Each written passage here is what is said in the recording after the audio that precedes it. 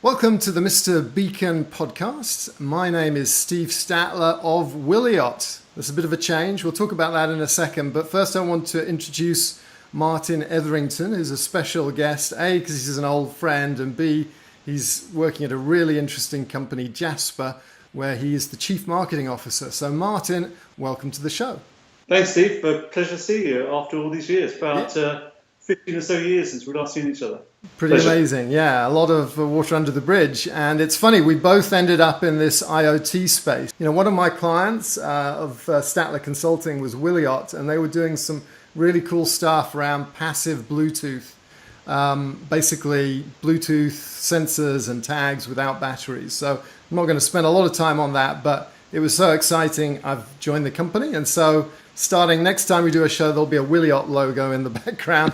But we don't compete. We compete with like 1% of the marketplace. So part of the deal when I joined was these were going to continue. I can talk to people like you, which I really enjoy doing. There's a huge ecosystem.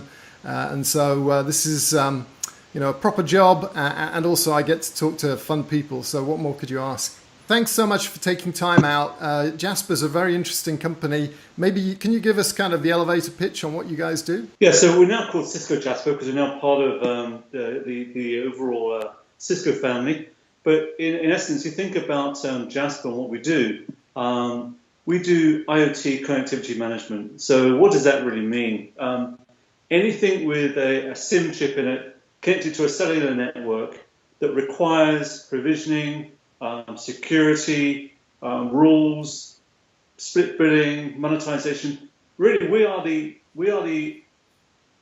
part that sits in the middle of a thing, which is in our case a SIM connected to a cellular network, and then before it gets to an application or any degree of an analysis, we're in the middle there. We actually manage that whole security aspect, the connectivity aspect, and then through our APIs, we're able to hook into things like Watson, SAP, Azure, etc. And they can then use that data to then determine what they want to do with IoT and the connected things. So that really is what we do, and been very successful at it. How long has the company been going for? Probably about 10 or so years. So it's sort of evolved during that time. It was originally set up as Jasper Wireless, and the CEO, Jahangir Mohammed, is really probably the last 5 to 7 years saw IoT taking place and really designed the product to sit very, very squarely into that, being the lead brand within that space. And so the things that you manage, you talked about they need to have a SIM card. That's kind of so you're not managing Bluetooth beacons that don't have SIMs. You're managing kind of the embedded, basically like a cell phone in a some kind of metered device. So charging stations, stuff like that. Oh, certainly charging stations, anything remote. The reason why it's cellular is number one, unlike other sort of data connection aspects, you'll find that just SIM and cellular, SIMs just really just sip the data versus gulp it. It's low management, and also now with the advent of low powered, you're getting that low powered aspect. So that's really why the cellular was there. Also, the low cost, the prevalent nature of it, it's millions, hundreds of millions of things sitting out there. And that's really our biggest opportunity is, we've got some competitors, but there are a lot of unmanaged SIMs out there that if you manage it, you're going to stop them sort of rogue roaming and propping up expenses, security vulnerabilities. So that's really why we're focused on that. Now, in the future, we'll be looking things at LoRa, other low powered areas. But for now, it's cellular with moving towards low powered in the not too distant future. And isn't like 5G is basically taking cellular and making it more IoT friendly, is it not? Yeah, I think that's probably a good way of expressing that. So yeah, with 5G, and then also with these different Sigfox and all these different variants of low-powered connectivity, they're all vying for. It's not too dissimilar to when you and I first started in Unix. Yeah. and with Unix International and OSF, and all vying for that de facto and the standard. The same for the protocols and mediums right now. So that's why our declared view right now is cellular first, and then really see where all the other standards start to move towards, and then use cases, and then the applicability to our platform. Then we'll make the bets in the future on where those mediums will go to. Give us a sense of the customers you have out there. Can you kind of give us some indicative numbers and some examples? Yeah, so first of all, I've got to be very clear that our customers, in fact, all of our business, 100% of our business comes through network operators. So great partner in the United States, AT&T. They're our number one exclusive partner in the United States. And then outside of that, we have another 49 major operators, all the who's who of network operators. So ours is a revenue share model that we work with an operator, they get the end user customer, and then we get a share of that revenue, number one. However, we also have an enterprise focused sales team too, because we've also learned that we're one of many other partners within network operating ecosystem. So we want to make sure we're out talking to enterprises and drive them back to the network operators to add value to their selling motion. So, like, would the car companies be an example of a customer? Yes, car companies. We have 20 the world's leading OEM car companies. GM, great reference on our website. If take a look at it on jasper.com, GM case study. But you name it, Jaguar, Ford, GM, and that American company we can't talk about begins with T, right, and is the electric car factory. Then that's one of our customers too.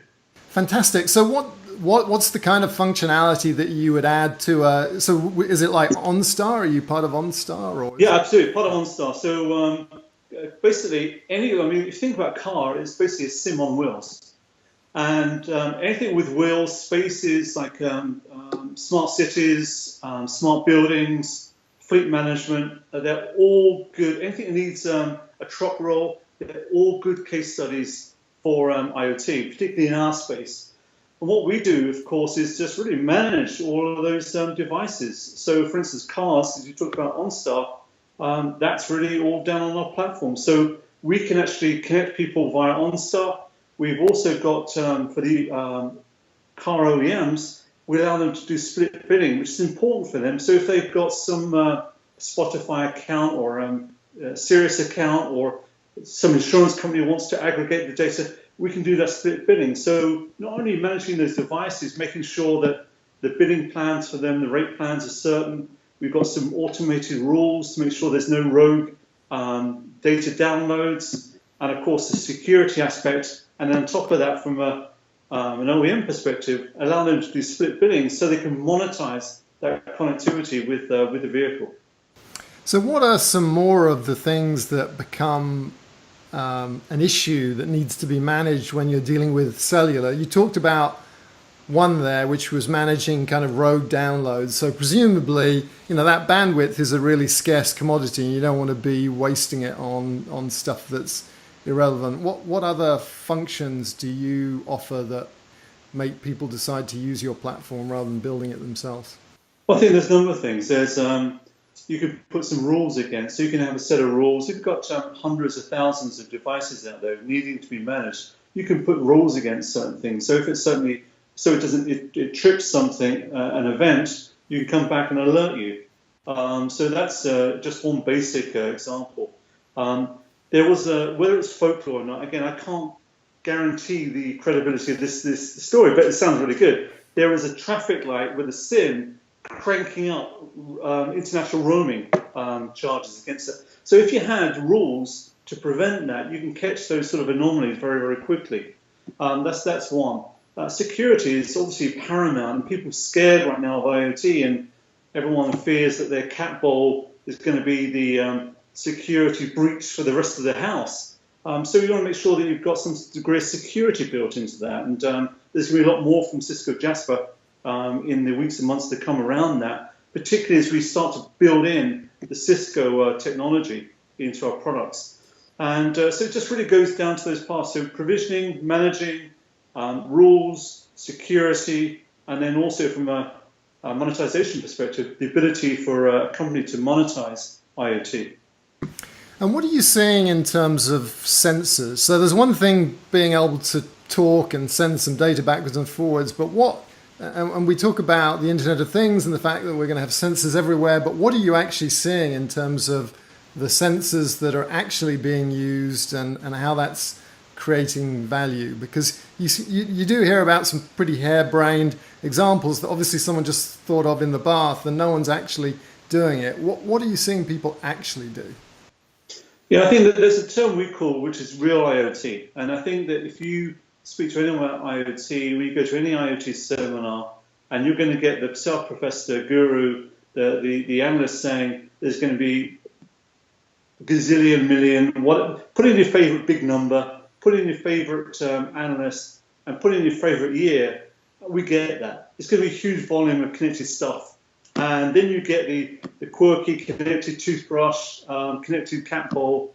They're all sort of fascinating, charming sort of stories.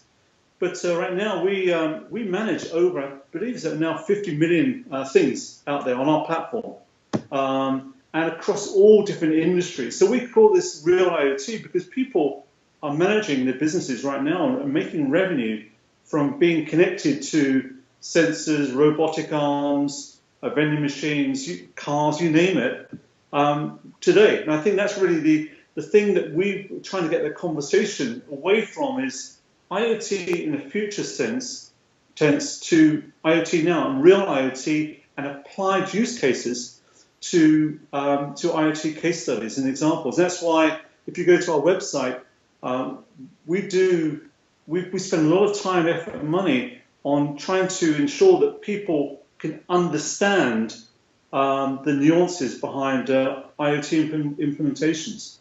And I think just one final piece on that is many of the people we talk to are a little fearful about IoT. They're thinking, well, they have to invest millions of dollars and potentially security breaches. So we work with our network operators on something we call the IoT starter kit. And basically it's a couple of SIMs attached to our control center IoT connectivity management platform, some modems, some LTE modems. You can get out the box, and it's typically less than $100, and you get out the box and up and running within 20 to 30 minutes. That way you can start to really play in the labs of how you can really think about how to apply IoT in support of your business strategy, and not just think about IoT as things. I think where people fall down, what we've learned from the successful lead players in the space is they use IoT to support their business strategies, not the other way around about connected things. So that's really what we're calling real IoT. It's about the real business value and outcomes driven today by IoT on our platforms with our partners to make sure that we improve our customers' business. Yeah, I think that's really points well made. The vending machine thing that you referenced was really interesting, and I think this maybe underpins your point further. So I spent a bunch of time looking at vending machines because I just thought they were interesting, and there's so many things you can do if they're connected. I mean, there's millions of vending machines, most of them aren't connected, and you put a modem in there and you can suddenly start to accept card payments and so forth. So that's kind of the basic thing. But once you're doing that, then you can start measuring what's the state of your inventory, and rather than having someone drive a van visiting vending machines that don't need to be serviced, you just service the ones that do need to be serviced, and you send people with the materials that are required, rather than just a huge box of stuff that isn't actually being sold. So there's so much that you can do, but the thing that really struck me was how few companies are doing that, because the benefits are compelling. Payments, optimized delivery of stuff, but actually the issues were not the technology. It was all about the business and how do I automate and organize my fleet of trucks so that they can use that. So are you seeing a lot of that? Are you saying, okay, the technology exists, I can do it theoretically, but I can't get my head around how to change my business?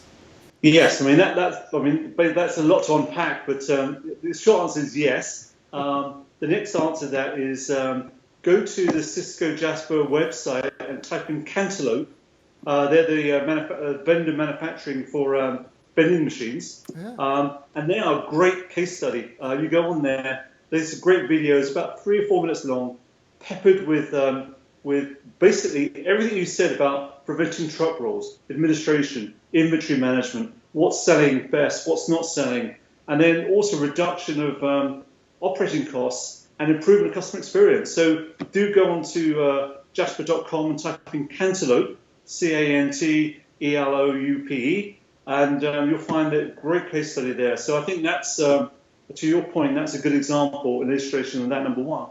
Number two is, I think people are fearful. And I think as you get the more senior elements within companies, they're hearing IoT, very much like we've heard CRM, big data, people start to freeze. My encouragement is, and I spoke to I won't say where it was, it's actually North America. Basically, they manage all of the coffee stations, all of the sort of accoutrements that go into industrial companies around North America. And I said to them, order about a dozen IoT starter kits. That's going to cost you less than $1,000. Put out a competition to your heads of engineering and say, come up with the most innovative way to help us track, manage, and control our assets out in the field. And that's how you can start. And I think it's really just down to the creativity of people and unleashing the innovation within the companies to really look at how you can adopt IoT. And I think it goes back to my earlier point is the most successful IoT programs are the one that supports the business overall strategic objectives. So it should support it, not the other way around. Trying to find an application for IoT is looking at how you can actually enhance either making more money, saving money, or improving customer experience. And then with your objectives, how does IoT help you as a business person solve those problems?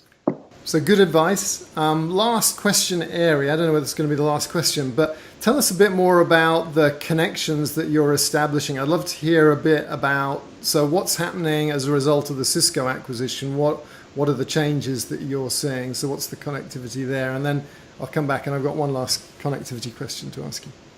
Yeah, I think we'll start off with Cisco Jasper. Why are we called Cisco Jasper? I think when we're doing due diligence, all of our big network operators, they were extremely pleased.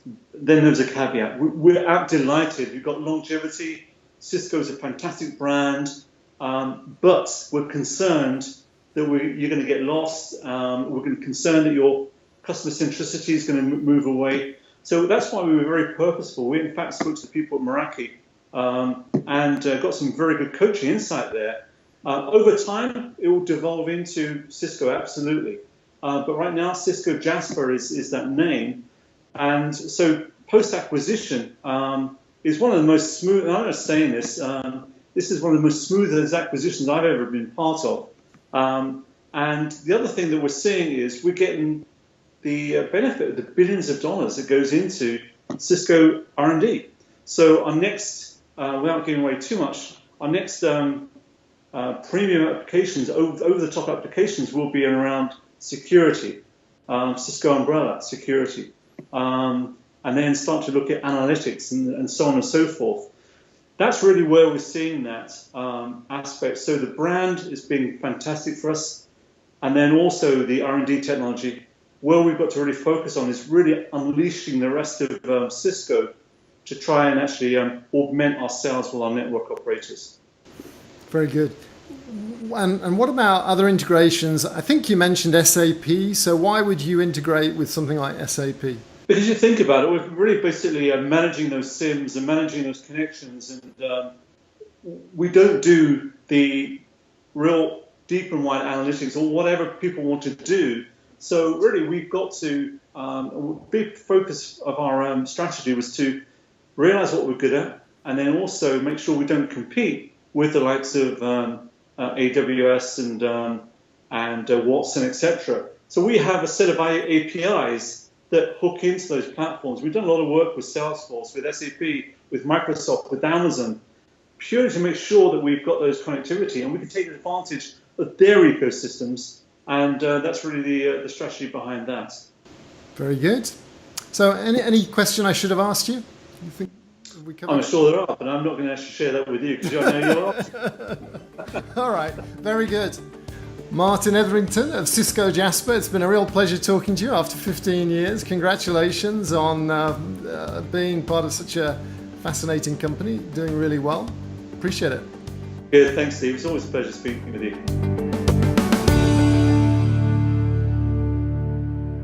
So what you must have thought about, so we both watched Desert Island Disc. This is like a first. Most people have no idea. So what would be your three, I can't say Desert Island Disc because they'll probably sue me, but what are the three songs that you would take to Mars? Yeah, so I thought about this on my walk with my dog this morning, Yeah. and it's just such a hard ask. So I did Stream of Consciousness. It would be number one, the Bittersweet Symphony by The Verve, number one. Number two, Get Lucky by Daft Punk. Number three, Lark Ascending by Vaughan Williams. All right. And what was the logic behind those choices? Knowing you, I'm sure there was some... Oh yeah, so Bittersweet Harmony, it's just, I think it's the perfection of pop music. That's number one. Number two, Daft Punk. I love Nile Rodgers and his guitar playing. So my thought was, hurling towards Mars, it gives me enough time to practice a guitar, learn a guitar, and be like Nile Rodgers. And then the third one, it would be when I'm looking out the window and missing planet Earth, because I think nothing speaks of an English-British summer than Lark Ascending. So they're the three reasons why those three songs or tunes came to mind. Well thought through. I would expect nothing less of you.